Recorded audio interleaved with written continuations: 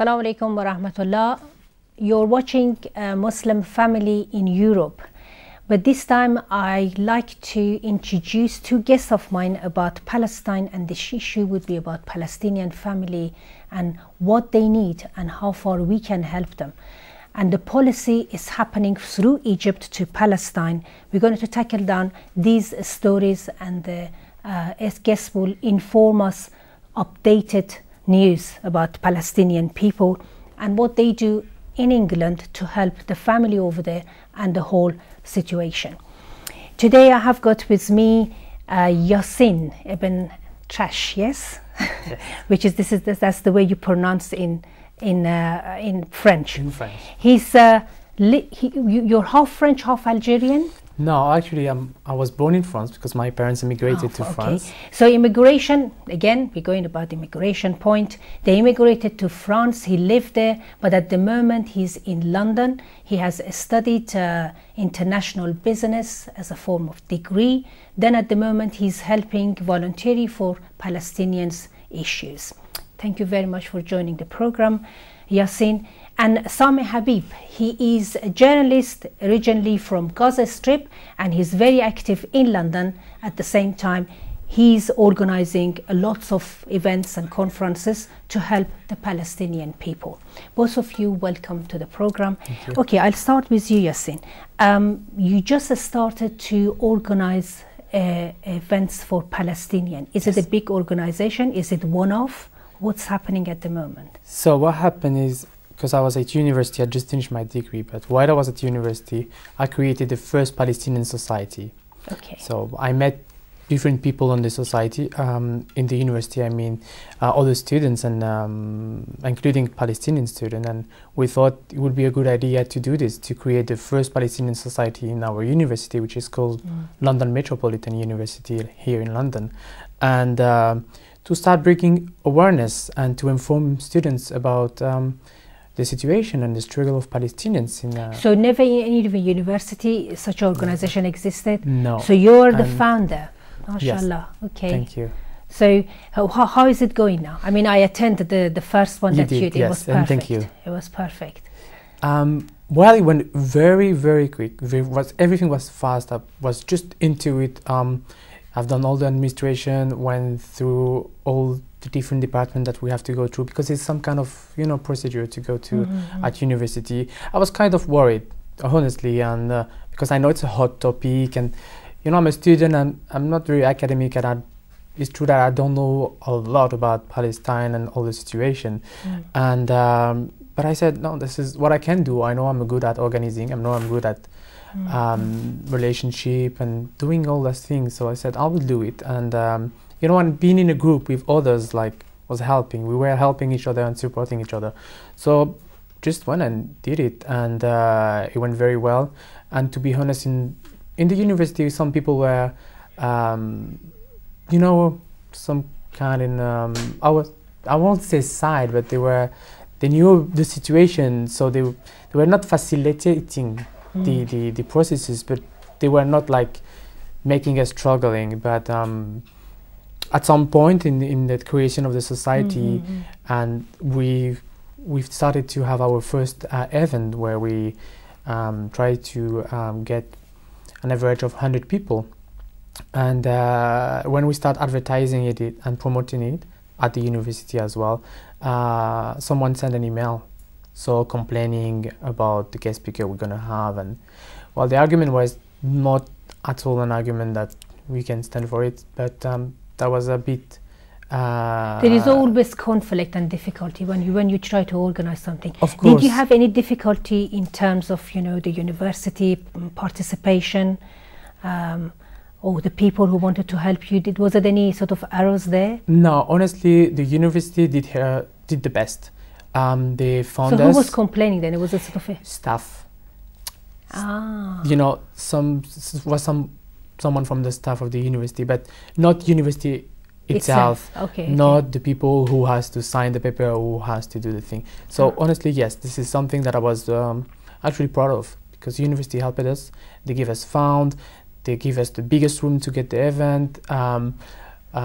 we had, I think, we had things that other society didn't have before during the events, because it was one of the biggest events we had in our university. Oh, okay, thank you very much. So, what do you think of that? You're a Palestinian. You're from Gaza. Well, I've been here for 2 years now, and I'm just remembering what I have passed when I came, and remembering what he just said, which is very, very similar. And only just last week there was an event on Palestine where I was going, and those Israelis and Zionists, pro-Israel in this country, they started to smear that event as they smeared every event in this country that criticizes Israel, and they're trying to prevent that event. Many of the speakers pulled out because of the pressure that the Zionists made, but the meeting continued as I entered and the new speakers got in, because we resisted and continued to reject the Israelis' claims and the pressure that they made on the organizer of the event. I went to many universities and I made many speeches, for example, in the churches. In one of the churches in Bethany Green Church, I was going to make an event on Palestine, and the same thing happened with me personally. They said on their websites that Sameh Habib is anti-Semite, he's against the Jews, he's blah blah blah. I went to the church. As I arrived there, the church said, okay, you are not allowed to speak today because Canterbury Council of Churches in England is preventing you from speaking. Because those pro-Israeli Zionists, they have sent emails, they have pressured everyone in the administrations. They didn't want me to speak. Yet the people who were in the church waiting me to speak, they rejected this. So we decided to speak in the court, in the backyard out of the church, and we've done the event. We've resisted that. So indeed, there's a kind of now. Let's say chasing anyone who's making events for Palestine, any speaker speaking on behalf of Palestinians or for Palestinians, or let's say for justice, because we have a just cause, they will be attacked by Israel and those pro-Israeli lobbies. Especially now we have a huge Israeli campaign against Palestinians, and Israelis are recruiting PR firms and companies in Europe to improve their image after they have done all these calamities and problems in the Gaza Strip and in the West Bank by killing Palestinians. And very happily, some organizations, they have rejected the offers. They have rejected to work with Israel because the image of Israel would never and can't be really improved with these crimes they are committing daily. Well, that's very interesting. I mean, how do they pressurize? I mean, if they didn't allow you to speak, and if you did it at the end. Yeah, so if you would just, go the way you wanted, would they arrest you? Would they? What would happen next? Well, I tell you how it works. For example, now in France, it's very hard to criticize Israel. They will quickly accuse you of anti-Semitism, and there are some laws now in France about anti-Semitism that.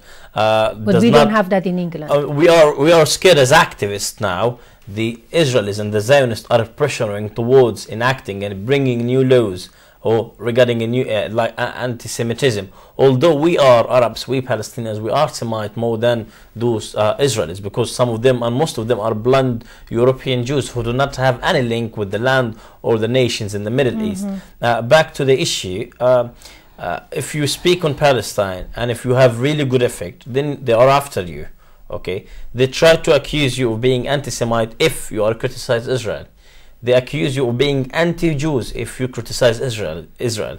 The Zionists and the Israelis, they divide people into many parts. A Jew hater if you are a Jew, and if you are criticize the Jewish state of Israel, then you are a self-hating Jew. Okay, if you are not their friend, then you're their enemy. This is how it works for them. It's black and white. There's nothing in between. There is nothing in between. Either you are with us or against us. Same as the Bush policy on terrorism. You should be with us or against us. This is how it works with Israel. If you criticize Israel, then you are against Jews, and they would be accused of being anti-Semitism. It's all really about lies. They are pressuring and trying to pressure everyone. And really, we have to face the music and be clear that they have really good presence here. They have good presence in many places, and they could pressure and they could stop many meetings. They could reach many places. But do you think they were successful also, or not yet? Well, I guess in some places they have succeeded. Yes. Let's say in the big places like BBC, lobbies in the parliament, they are totally successful. But in- BBC is their voice.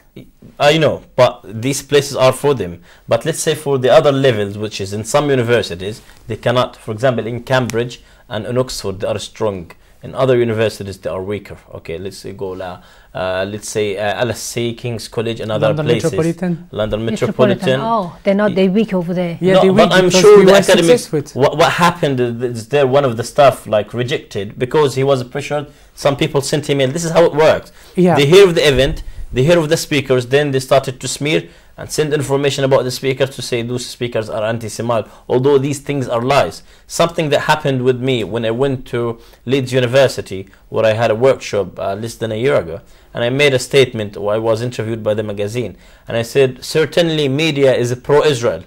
You know what they said? And the Jewish Chronicle, which is the leading Israeli and Jewish newspaper here, they said, this guy is saying media is controlled by the Jews. So they have manipulated and they have changed what I said. So they turn around. Yeah, what they you turn say. around. Yeah, Exactly. and I have the interview, a copy of it, and I have the copy of what they said. They've totally changed it. Well, that's the job of the people who they can play around. They can cut and chop. They just can play around with the film, with the things that you say. Take the piece and use it for the purpose This that is they to want. show you how dirty is Yes, the wall. yeah. Well, there is no trust in there. If the But it's- trustworthy people are sort of very few. Yes, you were you Yeah, were what I'm just saying is not only on the TV, because as he was saying, so people will try to pressure. Here's the way to do. Like my university, this person just started to talk to 1 and 2%, then we went to the third one to say, oh, one of my girls because was pro this or that, and it was like bringing fears into the university. We'll say, oh, maybe if this, so the university will think, oh, if this event will go through, that means maybe we can have a trouble, maybe people will have fight, maybe we'll have a bad a reputation. Is the way it starts like this, slow, and it goes growing, until it goes to the top, and then the top will fear that problem can occur at the university and then say, okay, stop. But because it's been stopped straight away with some people who were like, okay, this argument is not funded, So you mean the student will have a fear to attend the events? First, and second, it will be more. The university will fear that trouble can occur during this event, so they will avoid trouble, obviously. They don't want to have trouble in their university and their reputation to be touched. So, but unfortunately for this person, already everything has been done and approved. So nothing could have been done. But I had different person coming to me and asking me, do you have the approval? You sure you have the approval? So how long did it take you to convince them and get this started?